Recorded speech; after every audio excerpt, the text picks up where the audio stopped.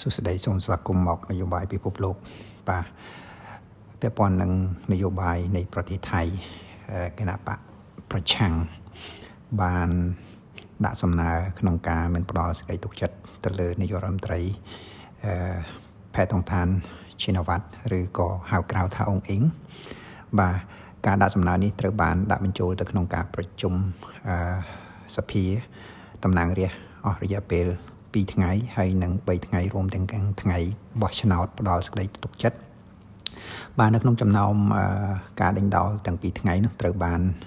អ្នកវិភាគនិងអ្នកជំនាញនយោបាយយល់ខុសៗគ្នាបាទដោយមានអ្នកខ្លះយល់ថាទាំងគណៈបកប្រឆាំងទាំងរដ្ឋាភិបាលឬក៏នាយករដ្ឋមន្ត្រីខ្លួនឯងផ្ទាល់នឹងហាក់មិនមានភាពជាក់ស្ដែងក្នុងការបកស្រាយឬក៏សួរដេញដោលចឹងការលើកនេះគឺពាក់ព័ន្ធនឹងគណៈបកប្រឆាំងហាក់មិនមានផុសតាងជាក់លាក់ណាមួយដើម្បីដាក់បន្ទុកទៅលើការដេញដោលនឹងទេនៅពេលដែលនាយករដ្ឋមន្ត្រីមានការឆ្លើយបែបជារួមដោយមិនបញ្ជាក់អំពីព័ត៌មានជាក់ស្ដែងតែនៅក្នុងការយល់មួយផ្សេងទៀតបានឲ្យដឹងថាគណៈបកប្រឆាំងហាក់មិនមានទម្ងន់ក្នុងការដេញដោលទៅលើនាយករដ្ឋមន្ត្រីឬរដ្ឋាភិបាលរបស់លោកស្រីផែនតុងថានឈិនវ៉ាន់នឹងទេដែលការមិនមាននៅផុសតាងដាក់បន្ទុកទៅលើការចោទប្រកាន់នេះបានធ្វើឲ្យជាឱកាសល្អសម្រាប់រដ្ឋាភិបាលដែលយកឱកាសក្នុងការបកស្រាយនៅក្នុងរដ្ឋសភាដើម្បីថ្លែងអំពីលទ្ធផលនៃការងារផ្សេងៗរបស់ខ្លួនទៅវិញហើយនៅពេលដែលអ្នក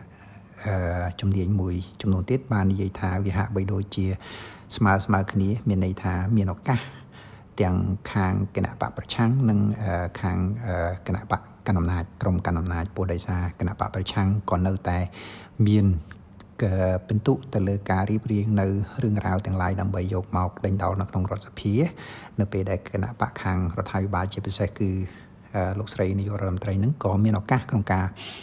បង្ហាញនៅលទ្ធផលរបស់ខ្លួនដែលលទ្ធផលទាំងពីរនេះ